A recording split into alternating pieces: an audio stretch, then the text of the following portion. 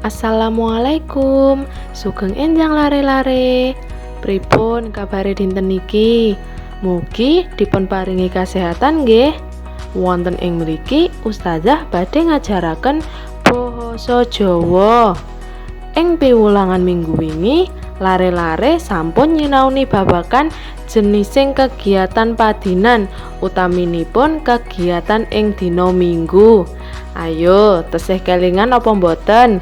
Kegiatan padinan niku napa to? Nggih, kegiatan padinan yaiku kegiatan kang ajeg dilakokne saben dina. Nah, sakniki ayo sinau kegiatan nalika sekolah. Kegiatan nalika mlebu sekolah. Kenalke, jenengku Aruna. Saiki aku kelas 2 SD. Saben dina aku tangi jam 4:30.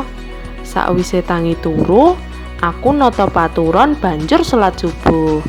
Jam 5:30 aku adus, dandan nganggo seragam, sarapan, banjur budal sekolah. Budale bareng karo bapak nalika tindak kantor. Nalika jam 7, bel sekolahanku bakalan muni.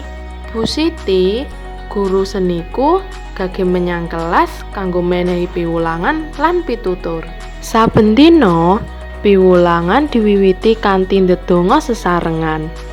Sakwise rampung ndonga, banjur Bu Siti menehi piwulangan. Nalika Bu Siti ngendika, kabeh siswa padha meneng lan gatekne. Tet, tet, tet. Jam 09.00 pas, bel wayah ngaso bakalan muni. Bu Siti mungkasi piwulangan, banjur engko diteruske sakbubare ngaso. Nalika wayah ngaso, aku karo Mita menyang kantin arep jajan. Sakwise 15 menit, keprungu bel mlebu kelas. Aku lan kanca-kanca didhawuhi Pak Mardi menyang perpustakaan. Kabeh bocah didhawuhi nonton video wayang, irah-irahane laire Pandhawa. Ora krasa wis wayahe bali sekolah. Banjur ndedonga sesarengan kanggo mungkasi piwulangan. Pokok-pokok kegiatan padinan. Bocah sregep nalika tangi turu kudune nata paturane, salat subuh, adus lan sikatan, dandan lan salin seragam, sarapan, banjur budal sekolah. Nah, kegiatan iku mau dilakokne dhewe amarga bocah-bocah wis kelas 2 SD. Tumindake bocah sregep nalika ing sekolahan yaiku nggatekake bapak utawa ibu guru nalika menehi piwulangan, maca lan nulis, matur yen ora ngerti nalika bu guru utawa pak guru nerangke, uga nggarap lan nindakake dawuhe pak guru utawa bu guru.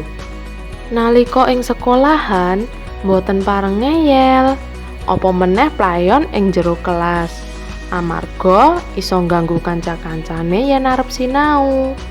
Nah, niku wau kegiatan padinan kang ditindakake bocah kang sregep. Kelas kalih sregep napa mboten? Senajan dereng saged ketemu lan sinau bebarengan ing sekolah, bocah-bocah kudu tetep sregep lan nindakake kewajibane bocah sekolah. Nah, saiki wangsulana pitakonan ing ngisor iki. Bel mlebu ing sekolah muni nalika jam pira? Nggih, muni nalika jam 7 esuk. Suwene wayah ngaso yaiku suwene wayah ngaso iku 15 menit. Piwulangan ing sekolah dipungkasi kanthi maca apa? Nggih, piwulangan dipungkasi kanthi maca ndonga sesarengan. Tumindake bocah nalika ing sekolahan iku apa wae? Nggih, kudu nggatekake bapak utawa ibu guru nalika menehi piwulangan, kudu maca lan nulis, kudu matur yen ora ngerti nalika bapak ibu guru nerangke, Uga nggarap lan nindakake dawuhe Pak Guru utawa Bu Guru. Cekap semanten piwulangan dinten niki. Mugi paring manfaat kangge lare-lare sedaya. Ustazah akhiri. Wassalamualaikum warahmatullahi wabarakatuh.